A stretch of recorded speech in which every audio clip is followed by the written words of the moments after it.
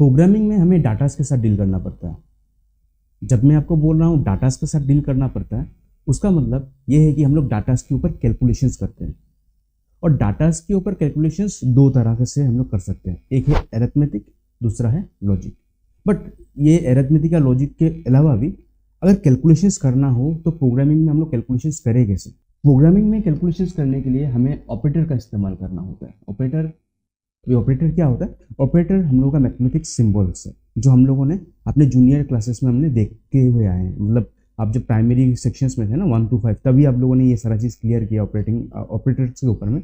But programming में इसका थोड़ा कंसेप्ट थोड़ा चेंज हो जाता है, या थोड़ा सा कंसेप्ट और थोड़ा डिटेलिंग्स में आ जाता है। ऑपरेटर करता क्या है? ऑपरेटर अपने आजू बाजू के वैल्यूज़ के ऊपर काम करता है और मुझे एक रिजल्ट निकाल के देता है। फॉर एग्जाम्पल, प्लस एक ऑपरेटर है। ये प्लस क्या करेगा? अपने आजू बाजू के वैल्यूज के साथ काम करेगा। आजू बाजू के वैल्यू कौन है यहाँ पर? 2 and 3। तो ये प्लस ऑपरेटर क्या करेगा? 2 के साथ और 3 के साथ काम करेगा और मुझे एक वैल्यू निकाल के देगा, और वो है 5। सो 2 and 3 के साथ काम करेगा, मतलब ये है 2 और ये है 3। बचपन में हम लोग प्लस किस तरह से करते थे? 2 और 3 यूँ प्लस कर दिया और फिर जितने सारे फिंगर है सारे के सारे काउंट कर लेते थे, मुझे मिल जाता है 5। तो जब मैं बोल रहा हूँ ऑपरेटर काम करेगा, तो मतलब कुछ इस तरह का चीज़ें करेगा जो हम लोग बचपन में करते हैं। ये एग्जाम्पल था बाय द वे।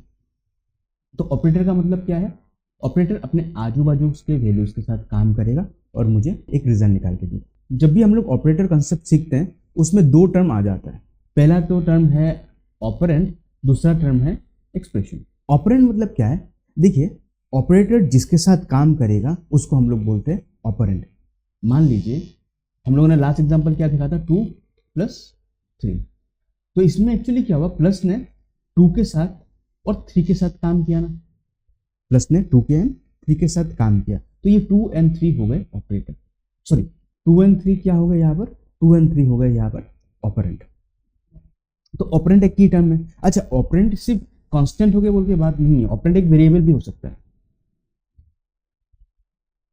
देखिए यहाँ पर ए और बी क्या है? वेरिएबल। और इस वेरिएबल के साथ इस ऑपरेटर ने काम किया और मुझे कुछ रिजल्ट निकाल के दिया। तो यहाँ पर ए और बी भी हमारे हो जाएंगे ऑपरेंड। और ऐसा भी हो सकता है a + 2, यहाँ पर वेरिएबल और कांस्टेंट दोनों है। तो वेरिएबल और कांस्टेंट क्या है? ये भी ऑपरेंड है, ये एक ऑपरेंड है, ये ऑपरेंड है। So simple, right?